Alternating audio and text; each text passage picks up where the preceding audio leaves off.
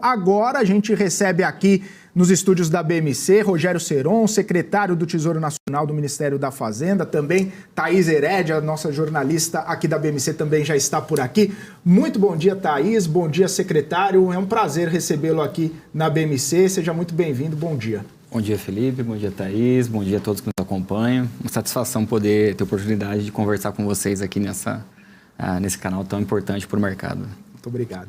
Thaís, bom dia. Fique à vontade para dar início aos nossos trabalhos aqui. Que bom, Felipe. Obrigada. Bom dia a todos.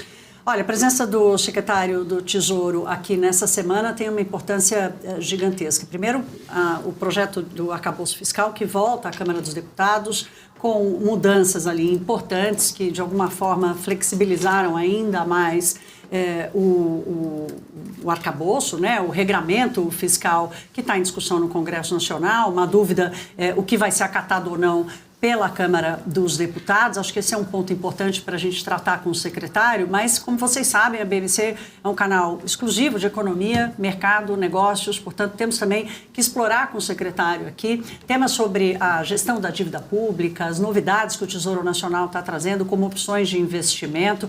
Essa é a primeira de muitas entrevistas que o secretário já acertamos aqui, que ele virá outras vezes para a gente continuar ouvindo o secretário ao longo do tempo que está por vir, todas as novidades e, claro, a implementação do novo arcabouço fiscal. Secretário, que bom tê-lo aqui conosco. Eu já começo lhe perguntando, então, sobre o tema da semana, a aprovação do arcabouço fiscal na Câmara dos Deputados. Qual a avaliação que o senhor faz das mudanças que foram feitas no Senado e a expectativa para a tramitação na Câmara agora? Olha, Thaís, quando foi aprovado o texto na Câmara dos Deputados, houve um consenso mínimo, né, a busca do equilíbrio, e foi aprovado um texto que acho que atendia minimamente a todos os atores. O governo apoiou a aprovação do projeto.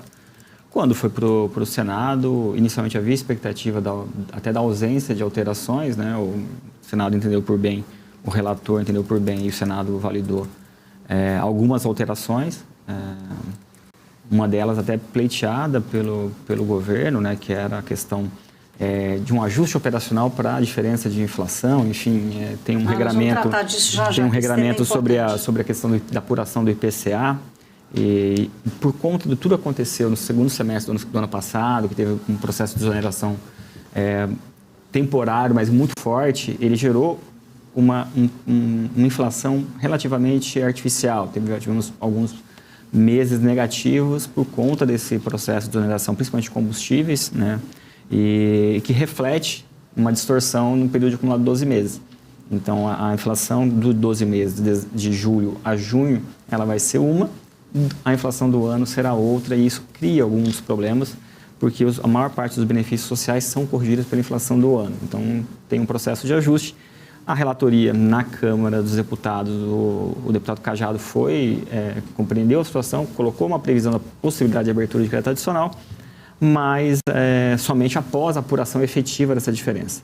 O Ministério do Planejamento entende que isso cria um desafio operacional muito grande, pleiteou aí uma alteração para já poder encaminhar essas dotações, ainda que condicionada à efetiva apuração da inflação e a materialização da diferença. Então, essa foi uma medida que o próprio governo tinha solicitado, outras o Senado entendeu por bem alterar, como retirar o Fundeb do teto, o Fundo Constitucional do Distrito Federal, que são mudanças. O fundo, por exemplo, é algo que nós apoiamos em uma medida o Fundo Constitucional do Distrito Federal, nós apoiamos que a Câmara dos Deputados se debruce novamente e, eventualmente, retorne ele para o teto.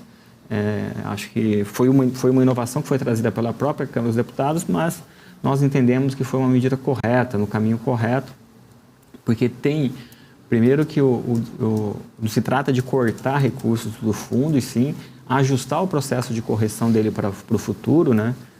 Hoje, o Distrito Federal já tem o maior orçamento per capita do país, sem o Fundo Constitucional do Distrito Federal. Com o fundo, só o fundo, ele já representa hoje mais do que o orçamento per capita da maior parte dos estados brasileiros.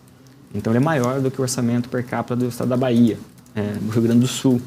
Então, quando você pega o Distrito Federal com o maior orçamento per capita do país e coloca o Fundo Constitucional do Distrito Federal, em média, ele é 3 vezes maior do que a maior parte dos estados brasileiros. Então, o que se, olhando do ponto de vista da federação, há que se ter um equilíbrio e ele é corrigido hoje por 100% da variação da receita da União. Então, o que está se propondo, que foi a alteração, é primeiro ele ficar dentro do teto, segundo, alterar a forma de correção para que ele respeite os mesmos percentuais do arcabouço. Então, se num determinado ano o crescimento real é de 2%, 1,5%, ele vai atingir esse mesmo percentual. Então, esse é um assunto que nós temos discutido com o relator na Câmara dos Deputados e, eventualmente, nós, se a Câmara dos Deputados entender por bem voltar o texto relativo a esse ponto, nós tendemos a apoiar. Felipe. Maravilha. Secretário, tem uma situação importante, né? Justamente a Thaís estava falando na montagem da lei orçamentária, que é toda essa situação envolvendo não só o arcabouço, mas também tem a reforma tributária, que as coisas estão muito intimamente ligadas. Existe alguma preocupação de que essa reforma não passe agora como tem que passar e gere algum tipo de ruído nessa montagem da lei orçamentária e possa trazer algum impacto nas contas também? A reforma tributária ela é fundamental, né? Ela é estrutural para o país, para o crescimento futuro, mas ela não tem um impacto imediato, no curto prazo. Porque está se discutindo os horizontes de transição, mas mesmo o CBS, né, que vai ser a unificação do IVA federal, ele tem uma transição de 3 anos. Então, ele não vai impactar o orçamento em 2024, nem em 2025, ele começa o processo ali a partir de 2026, pelo menos no que tem sido anunciado. Então, ele não tem esse impacto imediato, ele vai ter mais futuro para poder até ter um processo de transição gradual, para não gerar justamente esses tipos de impacto. Então, ela está caminhando bem, né? Semana que vem nós devemos ter o processo de votação e aí vamos conhecer o texto que foi definitivamente aprovado, pelo menos na Câmara dos Deputados, mas ele não tem esse impacto imediato, tá? Ele vai ter um impacto mais à frente a partir de 2026. Secretário, fazendo essa mistura aí com a questão tributária, a reforma tributária, de alguma forma, vai ter que lidar com diversos benefícios que foram concedidos ao longo do ano. O governo está instado aí a criar um fundo bilionário para garantir a manutenção desses benefícios durante a transição para o novo IVA, mesmo que seja ele dual. Ao mesmo tempo, o Brasil lida com uma conta de gasto tributário, né, que já passou de 500 bilhões de reais. Quero só fazer uma lembrança aqui. A primeira explosão de gasto tributário no Brasil aconteceu durante o governo Dilma, mais do que dobrou. A segunda aconteceu durante o governo Bolsonaro, uma coisa também desenfreada. Ano passado foi aprovada uma PEC, ano retrasado foi aprovada uma PEC que impunha uma revisão, uma redução anual dos gastos tributários. Isso não aconteceu. Como lidar com essa conta, levando em consideração que o arcabouço fiscal, ele demanda a necessidade de mais receita. Então, lidar com o gasto tributário é uma prioridade na gestão da nova regra. Sim. Desde que nós começamos aqui o trabalho no início do ano, o ministro Fernando Haddad tem colocado muito claro o intuito de rever os gastos tributários, no sentido de que um gasto como um gasto orçamentário, mas é um gasto que ficou oculto no orçamento, a sociedade não vê, e como você bem comentou, ele teve movimentos assim explosivos, muito substanciais e que precisam ser reanalisados. Alguns gastos tributários podem ser meritórios, podem ter impacto, podem ter cumprido o seu papel ou estar cumprindo o seu papel e gerando resultados, mas eles precisam ser revistos, discutidos. Outros não, outros mesmo é muito difícil defendê-los, né? Como um caso clássico, a subvenção de custeio, as subvenções de custeio, né, o incentivo fiscal dado por estados para setores via redução de alíquota, base de cálculo, aquilo deverá poder ser utilizado para deduzir tributação sobre resultado dos tributos federais. Isso não faz muito sentido, ainda mais quando ela é voltada para custeio, não tem nenhum tipo de valor agregado na economia, não aumenta R$1 de investimento, acaba servindo simplesmente para gerar mais resultado e dividendos para os grupos econômicos. Então, não faz sentido um governo estadual dar esse incentivo e ainda ser duplamente contado via dedução dos impostos federais, como se aquele ICMS tivesse sido pago, né? Então, esse tipo de coisa foi corrigido. está sendo corrigido, está sendo enfrentado. Assim como nós enfrentamos no início do ano o creditamento de ICMS, né, no PIS/COFINS, que também era um absurdo. Não havia, o STF decidiu que não poderia compor a base de cálculo ICMS. Então, o governo federal perdeu essa arrecadação, mas eles continuavam se creditando desses tributos como se tivessem sido pagos. O que não faz sentido e precisava ser corrigido, foi corrigido, gerou aí um impacto aí de algumas dezenas de bilhões de reais em arrecadação permanente. Então, isso precisa ser enfrentado de fato, isso está na agenda, deixando claro que o arcabouço em si, a receita não é fundamental para o arcabouço em si, ela é importante para o cumprimento do resultado primário, que ela é além do arcabouço, né? O arcabouço, a essência do arcabouço é nós continuarmos tendo um limite de despesa, agora ela vai variar de 0,6 a 2,5 real, mas o principal ponto é que ela vai crescer de acordo com uma proporção do crescimento da receita. Ou seja, ela sempre vai crescer menos que a receita, vai lá crescer só 70%, em regra, 70% do crescimento da receita. Esse é o arcabouço. Então, só que como nós entendemos que o processo de ajuste fiscal pode ser mais intenso e vai trazer mais benefício se ele for mais intenso, nós colocamos metas de primário mais agressivas do que o primário que seria observado só cumprindo a regra do arcabouço. Então, para essas metas de primário que são mais agressivas, aí sim tem, de fato, a necessidade de uma recomposição da base fiscal, redução de gastos tributários, para poder atingir o resultado, o equilíbrio entre receitas e despesas primárias em 2024 e, a partir dali, começar a ter um crescimento do superávit primário. Secretário, vou atropelar o Felipe aqui rapidamente, só para fazer aqui um follow-up do que o senhor falou. Tem razão, não é o arcabouço, é a questão das metas. Nós tivemos na semana passada a boa notícia da S&P Global, que melhorou a perspectiva, o outlook da dívida brasileira para positiva.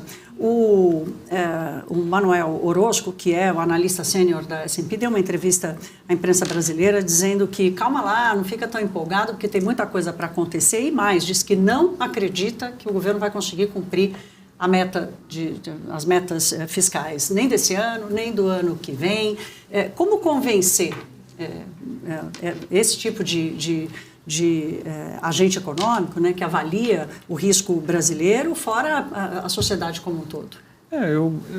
Thaís, assim, nós sempre tratamos com muita tranquilidade a questão desse processo de convencimento. Eu sempre digo que o tempo conta a história.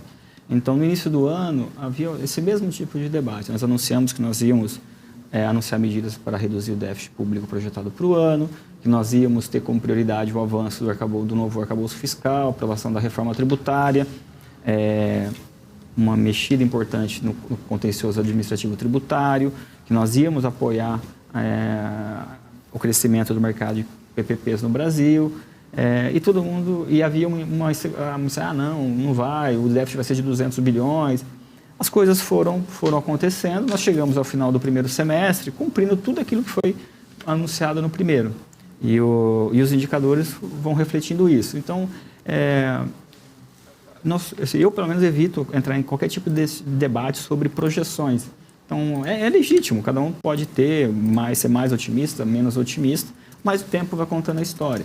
Então, do mesmo jeito que nós entregamos tudo aquilo que nós prometemos no primeiro semestre, nós vamos entrar numa agenda do segundo semestre e vamos batalhando. Então, o déficit projetado por exercício já se aproxima aí de 1% do PIB, os indicadores macro todos melhoraram. Ao contrário de todas as expectativas de mercado do início do ano, as que se confirmaram na realidade foram as que nós sinalizamos. As projeções de câmbio, as projeções de inflação, as projeções de crescimento econômico do mercado do início do ano, são os mesmos agentes econômicos, são totalmente diferentes do que aconteceram. E o mesmo discurso de que nós estávamos sendo otimistas e estávamos equivocados, e os números mostram hoje. A pesquisa Focus, que vocês estavam comentando há pouco, mostra isso hoje. O crescimento econômico, o mercado revisou brutalmente em menos de um mês, um pouco mais de um mês, o crescimento econômico projetado por exercício. Já estamos quase 2,2 projetado pelo mercado em um processo de ajuste. Ou seja, ele vai ajustar ainda mais. Um viés geral. Provavelmente ele deve se aproximar, imagino, mais próximo de 2,5%, que acho que é o que Os principais casos já começam a sinalizar, é o que nós entendemos também que deve se aproximar. Então, as coisas vão acontecendo, assim, a mesma S&P deu uma sinalização positiva, outras agências podem eventualmente dar, e nós vamos construir. O objetivo é chegar no final do ano, quando materializar a reforma tributária, quando terminar o arcabouço fiscal, aprovar as medidas que ainda faltam ser aprovadas no Congresso, é inegável que as agências de rating não podem mais considerar que não é o país que não consegue aprovar reformas, que é um governo que não consegue aprovar medidas econômicas. Então, nós estamos aprovando. A despeito da dificuldade, em algumas matérias fora da área econômica, a área econômica tem conseguido ter um diálogo muito produtivo e aberto com o Congresso Nacional e conseguido aprovar suas medidas.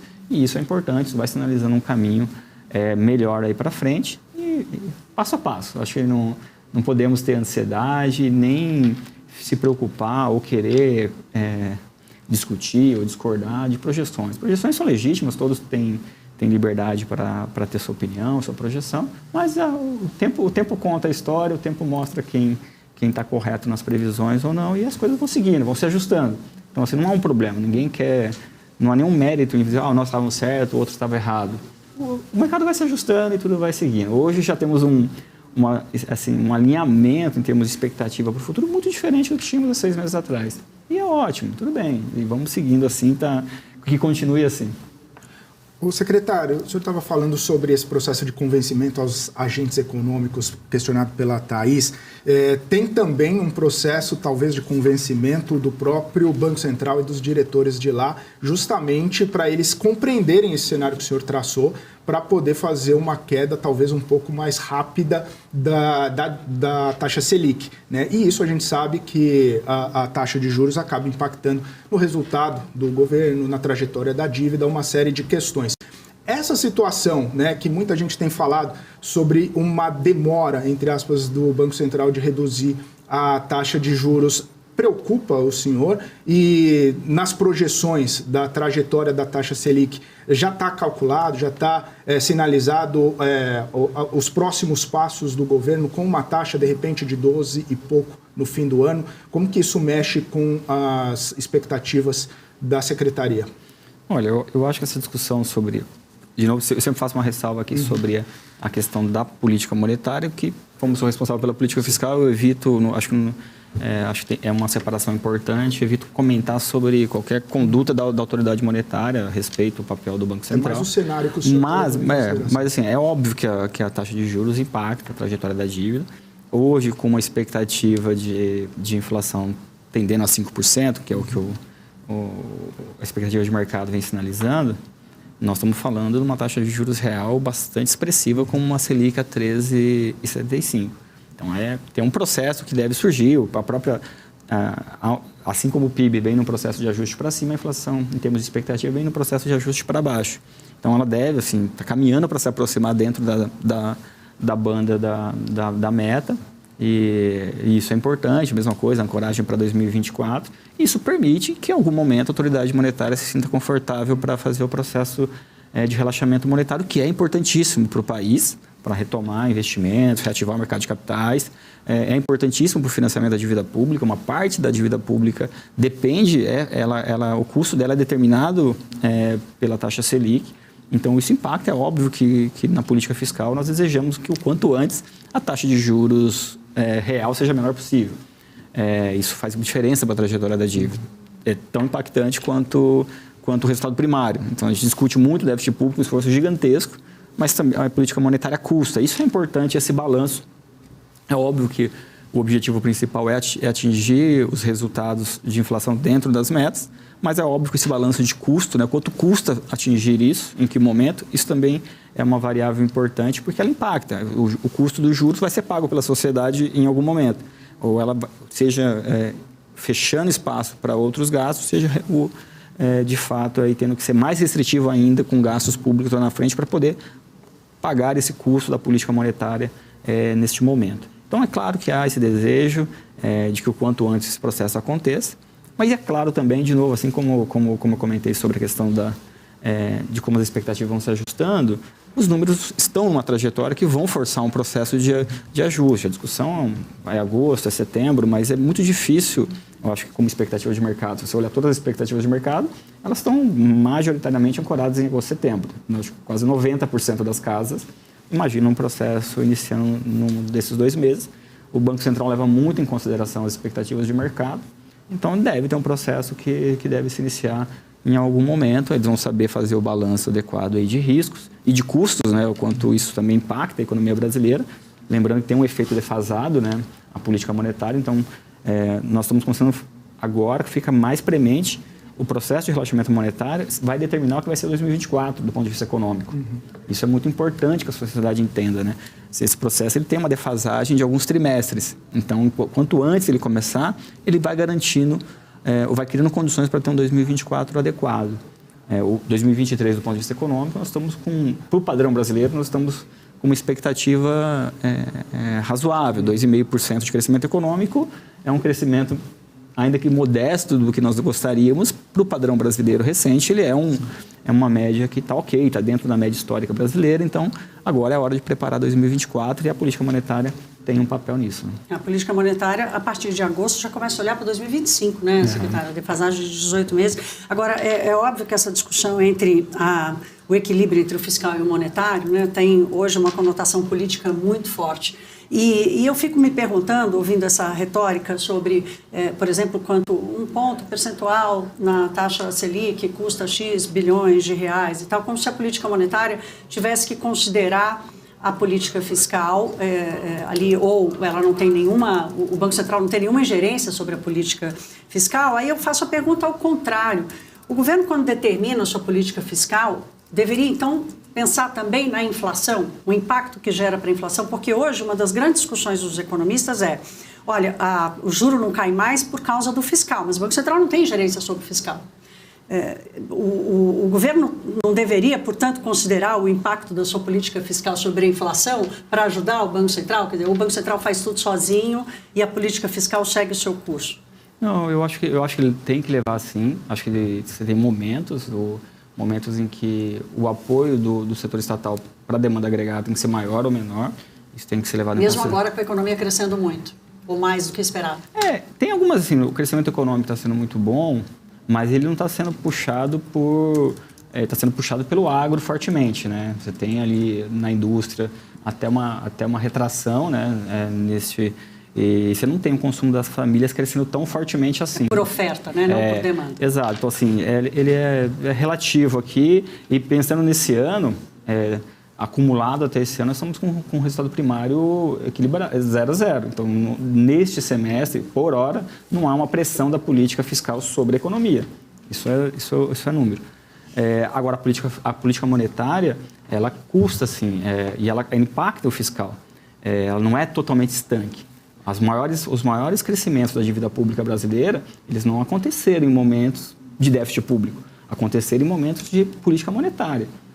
No final da década de 90, houve o maior crescimento da dívida pública brasileira e não foi decorrente de déficit público, nós tínhamos superávit primário. Foi de gasto, né, secretário? Foi reconhecimento de dívida que ninguém sabia onde estava. Ela foi decorrente... Tem muito esqueleto nesse processo. Ela foi decorrente, no final dos anos 90, a dívida pública cresceu por conta da ancoragem do câmbio fixo. O governo esticou ao máximo a paridade cambial. O governo assumiu as dívidas dos estados, secretário. E a dívida pública subiu para caramba. Não, mas imagina. Os bancos estatais. Tudo isso é verdade. Estou falando no final da década de 90. Quanto a dívida pública... Não, o processo de assunção da dívida foi em 97. Isso. Já é final da década de 90. Olhem a variação da dívida pública de 98 a 2000. Olhem, esse é número, está disponível. Quanta taxa de juros era no Brasil naquele período e por que ela era? Porque era por conta da ancoragem cambial e ela teve um impacto. Não, o senhor tem razão, só que não foi a única coisa. E eu não estou fazendo juízo de valor de que isso é correto ou incorreto. Estou dizendo que é número. Ninguém pode negar que teve. Então, assim, tem processos que eles impactam. Assim, ela não é tão linear um para um como muitas vezes se coloca. Nós tivemos aqui na pandemia taxa de juros reais negativa com um déficit público brutal. Acontecemos. E aí é óbvio que a trajetória da dívida se manteve estável. Um pequeno crescimento. Porque as políticas elas foram combinadas para gerar um resultado. Então, assim, elas não são tão simples assim. Como eu digo, assim, há uma simbiose entre a política fiscal e a monetária. É verdade, eu posso gerar superávit de 5% do PIB se a política monetária tiver uma taxa de juros real mais elevado, vai ser muito difícil você conseguir equilibrar a trajetória. Então, essas coisas elas se relacionam. Assim. A política monetária ela tem que usar os instrumentos necessários para controle da inflação, mas a balança do custo-benefício dela tem que ser discutido. E eu não estou dizendo isso no sentido que tem que olhar, tem que ser menor ou maior a Selic. A Selic tem que ser o que é necessário para garantir a trajetória da inflação dentro do regime de metas. O Conselho Monetário Nacional define uma meta, a autoridade monetária tem que ir lá e cumprir o seu papel. Eu confio e acredito nisso também. Só estou dizendo que ela não é estanque, ela impacta sim, e ela tem um impacto relevante em muitos momentos sobre. Então, quanto mais ela demorar, mais resultado primário vai ter que ser gerado. E esse balanço, assim, muitas vezes não é simplesmente uma pressão de demanda sobre a economia que obriga o Banco Central a atuar. Mas, assim, em alguns momentos vale sim essa regra. O que eu estou dizendo assim, que o governo tem que levar em consideração na política fiscal como está a demanda agregada, isso eu acredito nisso também, e a política monetária também tem que, na minha opinião, também fazer o balanço de riscos e o impacto de um pouco do balanço entre a parcimônia e o custo fiscal que isso gera e que depois também impacta, porque quanto maior a trajetória da dívida, ele realimenta o processo de expectativas de desancoragem. E aí você realimenta o processo inflacionário. Então, elas são muito relacionadas, né? Eu acredito que a política monetária tem sim que seguir seu curso, mas ela tem impacto sobre a trajetória da dívida, ela não é simplesmente neutra em relação à trajetória da dívida. Ela impacta uma parte importante. Hoje, um terço da nossa dívida é 100% atrelada à Selic. E isso gera um impacto inegável. Do nosso lado, tem que se buscar cada vez mais o equilíbrio fiscal e a geração de superávites que permita manter uma trajetória adequada da dívida e tentar, como o ministro diz, harmonizar a política fiscal e monetária para ter uma política econômica consistente aí ao longo do tempo. E eu acho que isso está caminhando. Eu sei que as emoções aí estão à flor da pele, mas nós estamos aqui na iminência de um processo um feliz processo de convergência das metas, das trajetórias de inflação para dentro das bandas, aqui do regime das metas que foram estabelecidas. E aí você tem condições da autoridade monetária em algum momento começar um processo de relaxamento. Se não vai ser em agosto, vai ser em setembro. Aí enfim, é uma decisão que aí eu prefiro não opinar. Secretário, eu e o Felipe combinamos aqui que a gente ia encerrar, mas sabe o que eu lembrei, Felipe? Que eu prometi que a gente ia perguntar para o secretário sobre as novidades do Tesouro. Afinal de contas, somos um canal de mercado e negócios e muita gente que assiste a gente acompanha os produtos que o Tesouro lança hoje. Então, com a taxa de juros como está e a procura pela renda fixa tem um interesse grande. Rapidamente, o que tem de novidade para vir aí na gestão da dívida pública e dos produtos novos que o Tesouro está lançando? Excelente. Agora eu deixei ele feliz. Nós estamos... Inclusive, tem a situação lá do título para pagar faculdade, depois do Renda Mais. Esse aí foi um sucesso. A gente teve muitos questionamentos aqui, né? Que o pessoal gostou bastante desses novos títulos e as perspectivas de novos títulos também, secretário. Nós estamos colocando lá no Tesouro o programa Tesouro Direto como uma grande prioridade. Eu acho que ele tem um papel a cumprir no país de popularização da educação financeira para as famílias brasileiras enorme. Acredito muito nisso. Ele entrega uma rentabilidade muito competitiva na renda fixa, assim, muito competitiva mesmo. E nós tivemos o lançamento do Renda Mais, foi um sucesso. E olha que essa inauguração de uma estratégia de lançar títulos voltados ao objetivo me parece muito acertada e a gente vai aprofundar.